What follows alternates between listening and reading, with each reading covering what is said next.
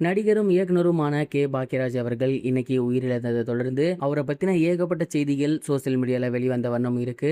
அந்த வகையில் சமீபத்தில் அவருடைய சொத்து மதிப்பு எவ்வளவு அப்படிங்கிற செய்தி வெளியாகி சோசியல் மீடியாவில் வைரலாக போய்கிட்டு இருக்கு. அது குறித்து தான் இந்த ஒரு வீடியோவில் நம்ம பார்க்க போகிறோம். தமிழ் சினிமாவில் பன்முகத்தன்மை கொண்ட நடிகர்களில் ரொம்பவே முக்கியமான ஒருத்தர் தான் கே பாக்கியராஜ் அவர்கள். இயக்குனராக தன்னோட அவதாரத்தை தொடங்கி கரை, திரைக்கதை, வசனம், இயக்கம், இது மட்டும் இல்லாமல் நடிகர், பாடலாசிரியர் அப்படின்னு ஏகப்பட்ட விஷயங்களில் தன்னோட திறமையை நிரூபித்து ரசிகர்கள் மத்தியில் மிக பெரும் வரவேற்பு பெற்ற த கிங் ஆஃப் ஸ்க்ரீன் பிளேன்னு அழைக்கப்பட்ட கே பாக்கியராஜ் அவர்கள் இன்னைக்கு மாரடைப்பு காரணமாக இறந்து போயிருக்காரு அப்படிங்கிற செய்தி வெளியாகி எல்லோருக்கும் மிகப்பெரிய ஒரு அதிர்ச்சியை ஏற்படுத்தி இருந்துச்சு. நேற்று கூட அவருடைய ஃபோட்டோஸ் அண்ட் வீடியோ சோசியல் மீடியாவில் வெளியாகி வந்திருந்த நிலையில் இன்னைக்கு அவர் நம்ம கூட இல்லை அப்படிங்கிறது மிகப்பெரிய ஒரு சோகத்தை ஏற்படுத்தியிருக்கு. தொடர்ந்து அவருடைய மறைவிற்கு திரை பிரபலங்களும் ரசிகர்களும் தங்களோட கண்டோலன்ஸை பதிவு பண்ணி வந்துட்டு இருக்கக்கூடிய இந்த ஒரு நிலையில் அவருடைய சொத்து மதிப்பு குறித்து சமீபத்தில் ஒரு சில விஷயங்கள் வெளியாகியிருக்கு. ஆரம்ப காலகட்டங்களில் கே பாக்கியராஜ் அவர்கள் மிகப்பெரிய அளவில் சம்பாதிக்கல அப்படின்னு தான் சொல்லணும். சினிமாவில் நுழையிறதுக்காக அசிஸ்டன்ட் டைரக்டராக இருந்து டைரக்டராக மாறி கிட்டத்தட்ட ஒரு முந்தனை முடிச்சு படம் வர வரைக்குமே அவர் மிகப்பெரிய அளவில் ஏன் பண்ணல. பட் ஒன்ஸ் முந்தனை முடிச்சு படம் அவருக்கு மிகப்பெரிய ஒரு பெஞ்ச் மார்க்காக வந்த உடனே அப்புறம் ஏகப்பட்ட படங்கள் கமிட் ஆகியிருந்தார், நல்ல ஏன் பண்ணியிருந்தார். அண்ட் அப்போவே சென்னையில் ஏகப்பட்ட இடங்கள் வாங்கியிருக்காரு, புதுசாக கார்லாம் வாங்கியிருக்காரு. அண்ட் அவரோட கடைசி மூச்சு வரைக்கும் சினிமா துறையில் ஏதாவது ஒரு விதத்தில் அங்கம் வகிச்சுட்டே இருந்தார். அந்த வகையில் அவருடைய சொத்து மதிப்பு அப்படிங்கிறது கிட்டத்தட்ட 60 கோடி இருக்கும் அப்படிங்கிறது தெரிய வந்திருக்கு. அண்ட் இது மட்டும் இல்லாமல் சென்னையில் ரொம்பவே பிரம்மாண்டமான வீடு ஒன்று அவர் வச்சிருந்திருக்காரு.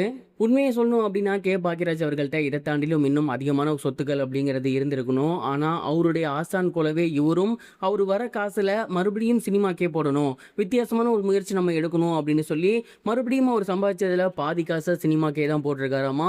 அண்ட் அதனால தான் அவருடைய சொத்து மதிப்பு அப்படிங்கிறது கம்மியாக இருக்குது அப்படின்னும், இன்னைய தேதிக்கு அவரோட சொத்து மதிப்பு கூட இருந்திருக்கணும், பட் 60 கோடி தான் இருந்திருக்கு அப்படின்னு அவரோட கூட இருக்கக்கூடிய நண்பர்கள் சொல்லியிருக்காங்க.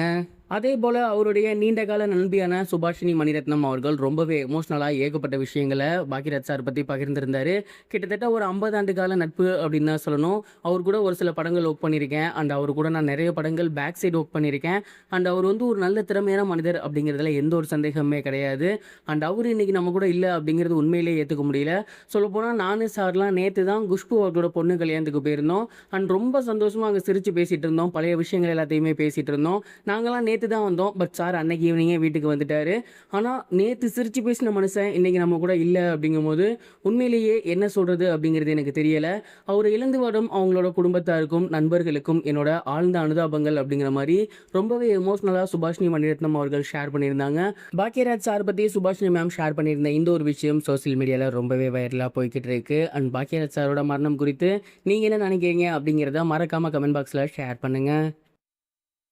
இது வரைக்கும் கனெக்டிங் டிவிக்கு சப்ஸ்கிரைப் பண்ணனா மறக்காமல் சப்ஸ்கிரைப் பண்ணிக்கங்க.